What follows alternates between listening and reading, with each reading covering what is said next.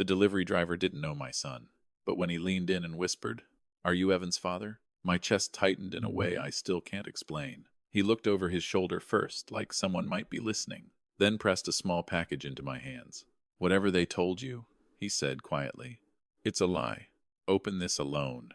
2 years earlier, my daughter-in-law had stood in my kitchen and told me my son was overseas, building his career, consulting. Big money, big future. I believed her. I repeated that story to friends, neighbors, even to myself when the house felt too quiet. But 30 seconds after opening that package, everything I thought I knew collapsed. My son hadn't been traveling at all. He hadn't been busy. He hadn't been unreachable. He had been erased. And the most terrifying part wasn't where he was.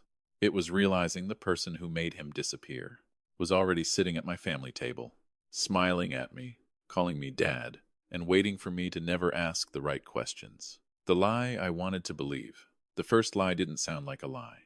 It sounded successful. Evan's consulting overseas now, my daughter-in-law, Marissa, would say, smiling politely. Europe mostly. Sometimes Asia. You know how those firms are. People nodded. I nodded too. My son had always been ambitious, so the story fit. At 64, recently widowed, I didn't have the energy to interrogate happiness when it was handed to me neatly wrapped. I told my neighbors Evan was doing great. I told myself I was proud. But pride has a quiet cousin doubt, and it lives in the gaps. Evan stopped calling, then texting, then answering emails altogether. Every time I asked, Marissa had an explanation ready before I finished the sentence. Different time zones, secure contracts, no personal devices allowed. Reasonable answers, too reasonable. At night, sitting alone in the house my wife and I built, I'd stare at Evan's childhood photos and feel something tug at me, a sense that I was repeating a mistake I'd made before. Back when my wife said, "Something about Marissa isn't right," I ignored that too, because believing the lie was easier than facing the alternative. And if I had asked harder questions then, maybe my son wouldn't have disappeared right under my nose. The package that shouldn't exist. The moment that man said my son's name, I knew my life had just split into before and after. It was a Saturday morning at the farmer's market, the same one I'd gone to every week since my wife was alive. Same stalls, same small talk, same illusion of safety. I was choosing apples when I felt someone standing too close behind me. "Mr. Carter?" I turned to see a man in his 30s, delivery uniform, eyes darting like he was afraid of being seen with me. "Yes," he swallowed. "Are you Evan Carter's father?" My stomach tightened. "I am." He didn't smile, didn't relax. Instead, he glanced around the crowded market and lowered his voice. "I wasn't supposed to find you like this," he said, "but I can't keep carrying this." He pressed a small brown package into my hands. "No logo. No return address. Whatever story they gave you," he whispered. "It's not true." I opened my mouth to ask, "Who is they?" But he cut me off. "Open it alone. Please. Don't let anyone else see it." Then he stepped back, not hurried, not panicked, but final, like a man who had just crossed a line he could never uncross. I stood there holding that package while the market noise rushed back in around me. Apples, laughter, music, normal life. And in my hands, something that didn't belong in it at all. What was inside the package? I didn't open the package right away. I drove home on autopilot, the brown paper sitting on the passenger seat like it was watching me. Every red light felt too long. Every passing car felt like it slowed down to look. By the time I pulled into my driveway, my hands were shaking hard enough that I had to sit in the truck for a full minute before I could breathe normally again. Inside the house, everything was quiet. Too quiet. I placed the package on the kitchen table, the same table where my son once carved his initials when he was 12 and thought I wouldn't notice. I tore the paper carefully, like I was afraid it might explode. Inside were 3 things: a folded letter, a small black USB drive, and a photograph. The photograph hit first. It was Evan. There was no mistaking him. Same eyes, same crooked nose, same scar on his chin from when he fell off his bike as a kid. But everything else was wrong. He was thinner, pâler, older in a way that had nothing to do with time. He was holding a newspaper. The date was clear. 3 months ago. My chest tightened so suddenly I thought I might pass out. Evan wasn't overseas. He hadn't even left the country. And whatever place that photo was taken in, with its bare concrete wall and harsh lighting, was not anywhere my son had ever chosen to be. I stared at that picture until my vision blurred. Then I reached for the letter with hands that no longer felt like mine. The man who should have stayed silent. The letter started with a sentence that made my stomach drop. My name is Caleb Morris. I shouldn't be writing this. The handwriting was uneven, rushed, like every word had been written while someone was listening for footsteps. Caleb explained he worked as a third-party delivery driver. Nothing special. Medical supplies, paperwork, packages that asked no questions, until one route kept repeating, a private care facility just outside Spokane. Always paid in cash, always under the same name, my daughter-in-law's name. For over a year, he wrote, I've delivered sealed packages to that facility on her behalf. I never knew what was inside. I never asked. Then came the line that changed everything. 3 weeks ago I saw your son. I had to read it twice. He described catching a glimpse through a secured door while a staff member signed paperwork. Evan had been standing inside, not restrained, not unconscious, just waiting, not sick the way they said. Caleb wrote, more like someone told to stay quiet long enough that the world would forget him. My chest burned. Caleb said he'd been warned not to talk, that people had been discouraged before, but he couldn't unsee Evan's face. I have a family, the letter ended, but your son deserves at least one person who didn't look away. I lowered the paper slowly. That was when I understood something terrifying. This wasn't just a lie, Marissa told. It was a system that expected everyone, including me, to stay silent. And the worst part? Someone had already tried to make sure this letter never reached my hands. She had been inside my house.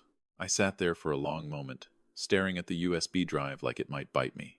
It was small, ordinary, the kind of thing people leave in a drawer and forget about. But my hands knew better. I plugged it into my laptop. A single folder opened. Inside were video files, each labeled with a date. The first one started automatically. And suddenly, I was looking at my own kitchen. Not live. Recorded.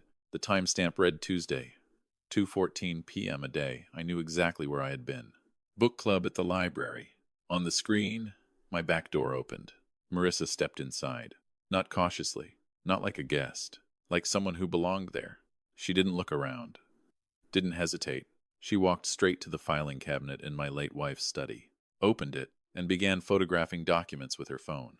Page after page. Deeds, statements, old folders my wife had labeled in neat handwriting. 4 minutes later, she left. The next video played. Different day. Same routine. Another angle showed her in the basement, opening storage boxes I hadn't touched since my wife died. Her face wasn't nervous. It was focused. Clinical. This wasn't curiosity. This was a search. By the 5th video, my hands were numb. She had been inside my home, over and over again, while smiling at me, while dropping off the kids, while asking how I was holding up. I closed the laptop slowly. In that moment, something shifted inside me. Marissa wasn't just lying about my son. She was dismantling my life piece by piece, and she'd been doing it right under my nose. The paper that proved he was trapped. I opened the laptop again long after midnight. The house felt different now, like it had secrets of its own. There was one file left on the USB drive. Not a video. A PDF. Medical records. At first, the language blurred together. Clinical terms, codes, signatures. Then I saw my son's full name. Evan Michael Carter. My heart started pounding so hard I could hear it in my ears. The document said Evan had suffered a severe neurological injury following an accident, that he was no longer capable of managing his affairs, that he required continuous supervision, and then the line that made my vision go dark. Legal guardian. Marissa Carter. Granted 3 days after his hospital admission. 3 days. I kept reading. Visitation restricted. All communication monitored. No unsupervised contact with family members deemed emotionally destabilizing. Family members like me. The admission date sat at the top of the page. 2 years. 7 months.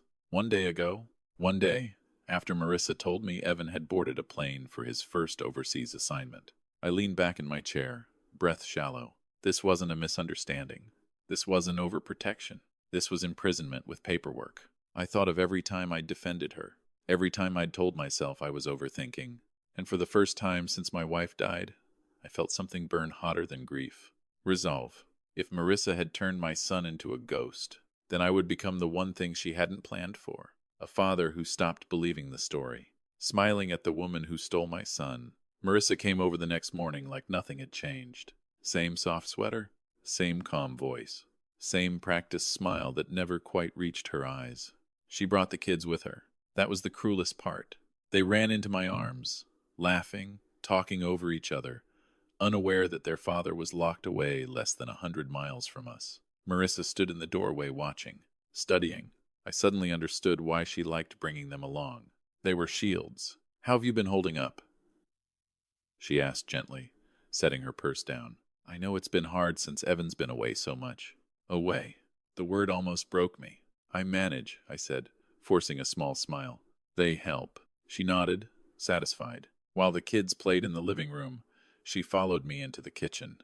Casual, calculated. "I've been trying to help Evan sort through some financial things remotely," she said. "He mentioned you and your wife were always very organized." There it was, the real reason. "I was wondering," she continued, lightly, "if Rose might have kept copies of old property records, trusts, anything like that." I kept my eyes on the coffee pot so she wouldn't see what crossed my face. "I'm not sure," I said slowly. "I'd have to look." Relief flickered across her expression just for a second. "That would mean so much," she said. "No rush. Maybe I could come by later this week and help you go through things?" "Help me search my house again." "Of course," I said. After she left with the kids, I locked the door and leaned against it, heart hammering. I wasn't just lying to her now. I was walking a tightrope over something very dark, and one wrong move would put me right beside my son. The key my wife never threw away. I didn't sleep that night. Every sound outside made me sit up, listening. Every shadow in the hallway felt heavier than it should. Sometime near dawn, a memory surfaced. Soft at first, then sharp enough to make my chest tighten. A key. Years ago, after my wife passed, I'd found it tucked inside the back of her jewelry box. No note, just a small paper tag with neat handwriting. Riverside Community Bank, Box 314. At the time, grief had swallowed everything else. I told myself I'd deal with it later. Later had arrived. The bank smelled like old paper and polished wood. The clerk didn't rush me. She'd probably seen men like me before. Men walking into quiet rooms carrying too much. She slid the metal box across the table and left me alone. Inside were three things: a thick legal document, a stack of photocopied deeds, and an envelope addressed to me, written in my wife's hand. I opened the letter first. "Henry, if you're reading this, it means something has gone wrong." My throat closed. She wrote about Marissa, about the little things that didn't add up, the way she watched Evan not with love, but calculation. "I've created a trust," she wrote, "to protect Evan and the children. If anyone ever tries to control his life or our assets, this will stop them." I pressed the letter to my chest.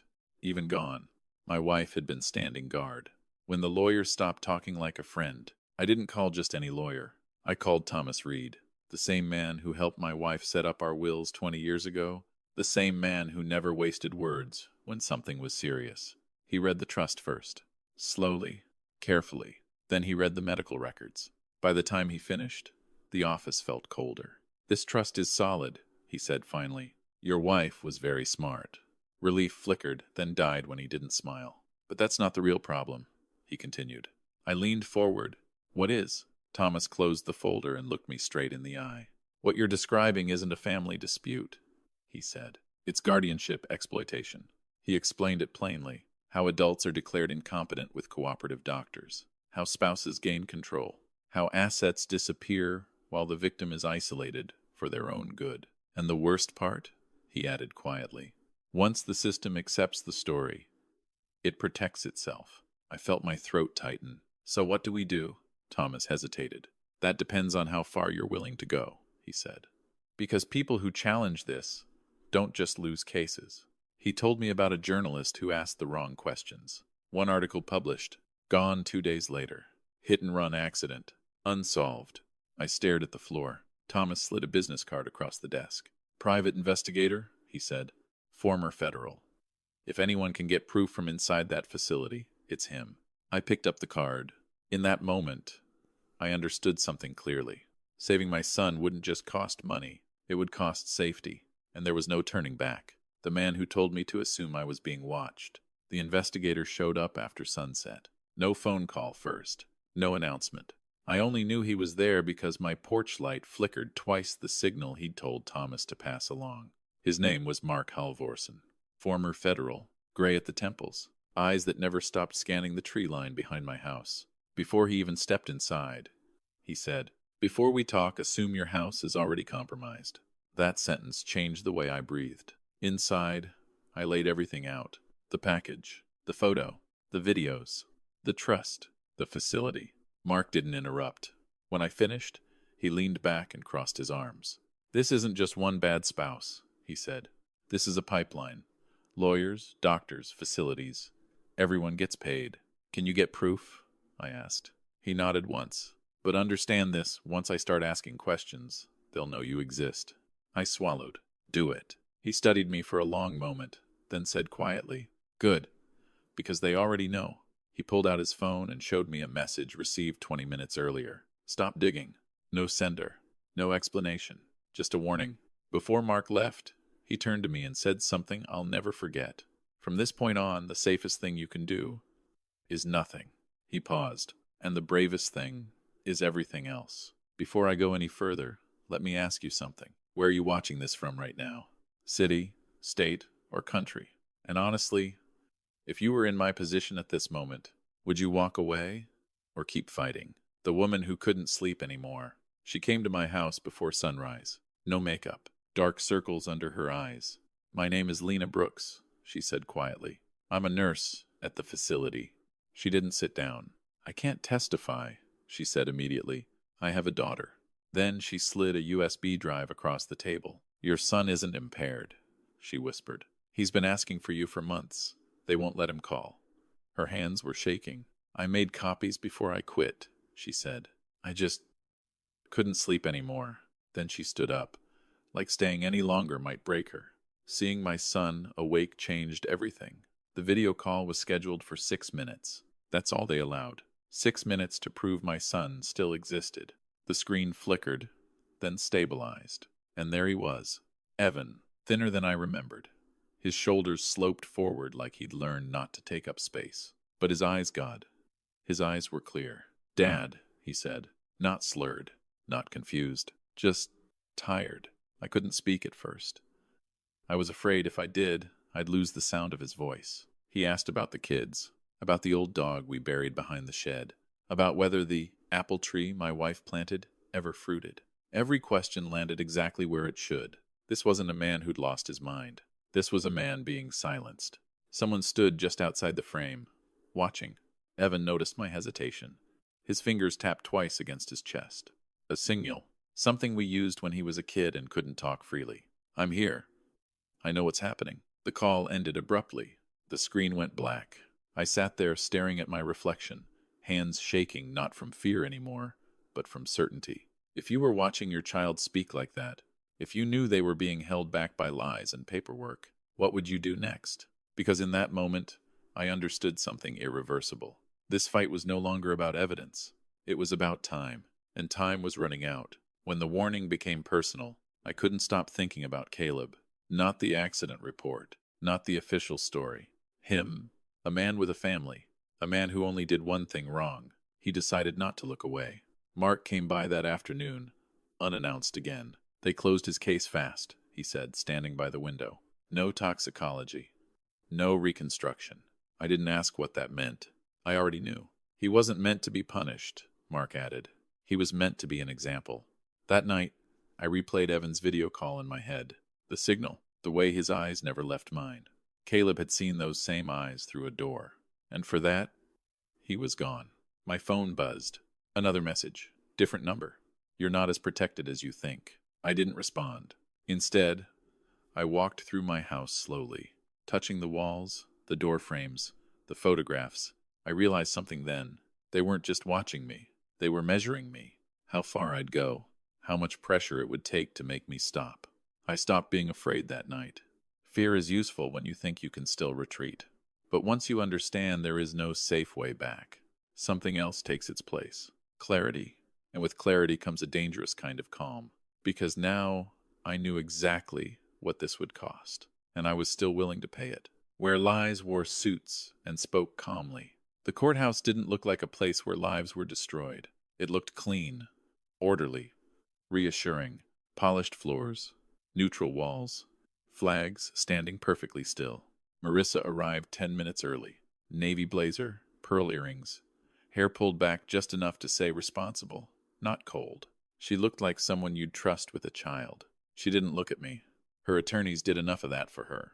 When the hearing began, they spoke first. They didn't call me a liar. They didn't need to. They called me confused, grief-stricken, a well-meaning father struggling to accept reality. They cited missed appointments, a doctor's note about elevated stress, my insistence that my son was being held against medical advice. Each sentence landed softly, and each one cut. When my turn came, I stood slowly. I felt every year of my age in that moment. I spoke about my son, about the photo, about the video call. Marissa's lawyer smiled politely. "Mr. Carter," he said, "is it possible your grief is causing you to misinterpret what you're seeing?" That was the trap. Not, "Are you wrong?" but "Are you broken?" I glanced at Marissa then. For the first time, she met my eyes. And in them, I didn't see fear. I saw confidence, because she believed the system was already on her side. When the evidence spoke louder than I ever could, my attorney didn't stand up right away. He waited, long enough for the room to settle into the assumption that Marissa's version had won. Then he clicked a button. The screen behind us came to life. Security footage. My kitchen. The timestamp glowed in the corner. A quiet murmur rolled through the courtroom as Marissa appeared on screen, unlocking my back door. Not knocking, not hesitating. Entering. The video played without commentary. Her moving through my late wife's study, opening drawers, photographing documents. The judge leaned forward. Another clip followed. Different day, same pattern. By the third video, the room had gone silent. Marissa's attorney stood abruptly. "Your Honor, this footage lacks context." The judge raised a hand. "Sit down," she said calmly. My attorney spoke then, his voice steady. "These recordings span 14 months, he said, each taken while Mr. Carter was not present, each showing Miss Carter searching for financial documents unrelated to her husband's medical care." Marissa finally looked rattled, not angry, cornered. The judge turned to her. "Miss Carter," she asked, "can you explain why you were repeatedly entering your father-in-law's home without his knowledge to photograph private records?"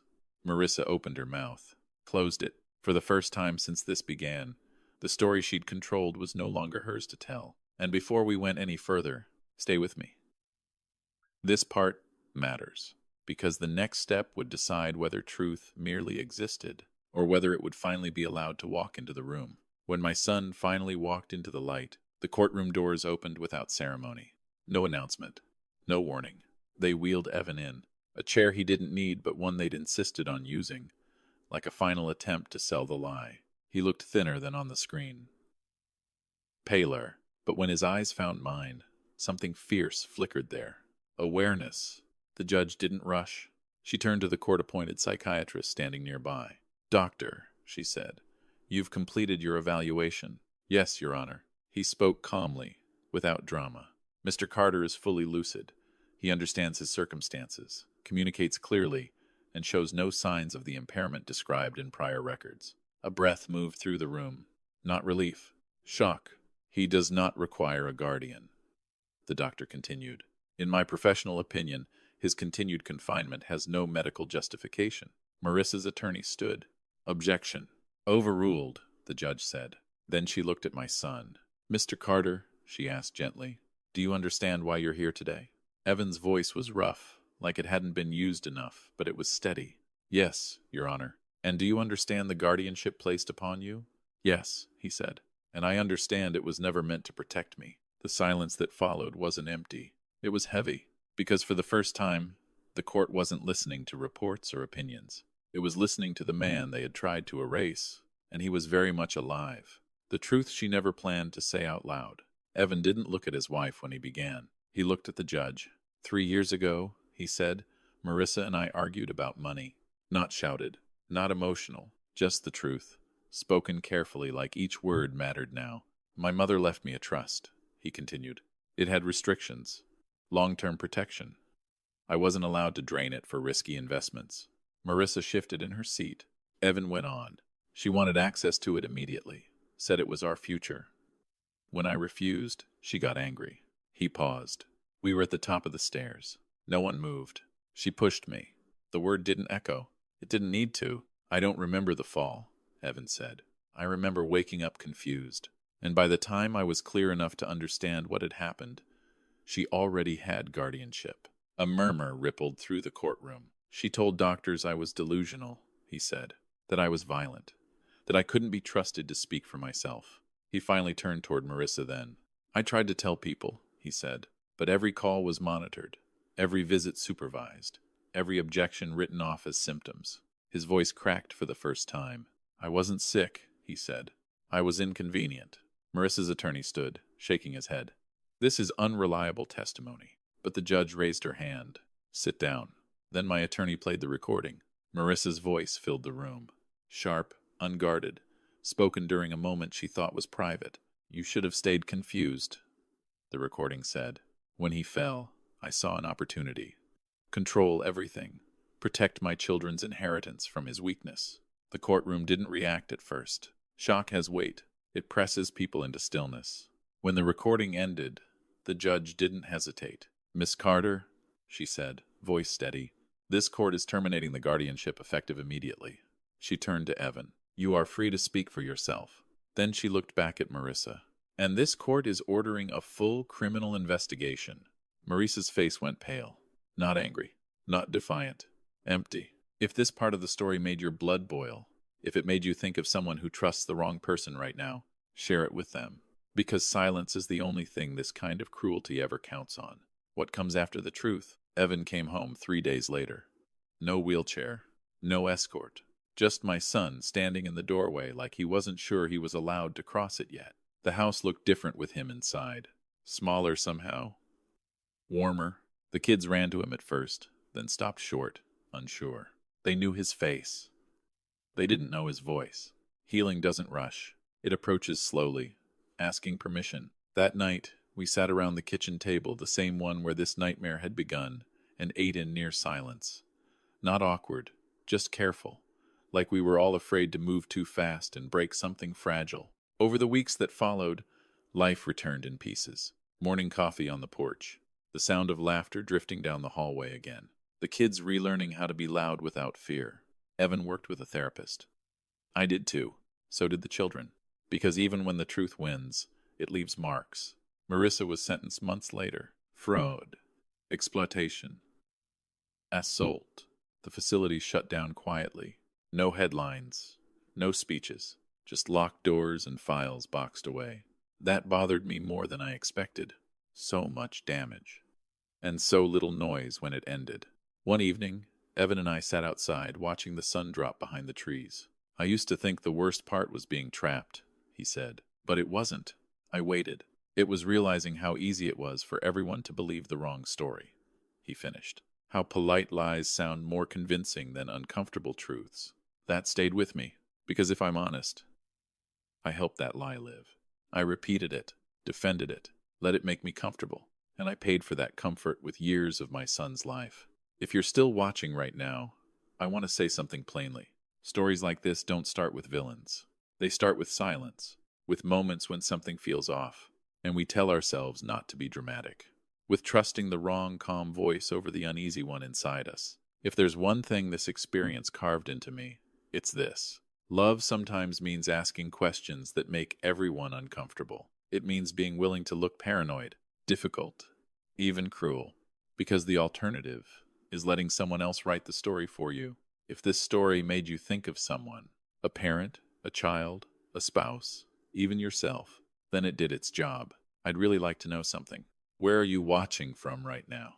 City, state, country, and more importantly, what part of this story stayed with you the longest? Not the courtroom, not the sentence, the quiet parts, the moments you recognized. Leave that in the comments. This channel exists for stories like this, not because they're dramatic, but because they're real, and because someone out there always needs to hear them before it's too late. If you want to hear more stories about families tested by betrayal, silence, and the long road back to truth, take a look at the next video waiting for you. It's another story where everything looked normal, until one small detail refused to stay quiet. Thank you for staying with me until the end. And if you decide to stay with this channel a little longer, I promise you this. We don't tell stories to scare you. We tell them so you won't have to learn the hard way, alone. I'll see you in the next one.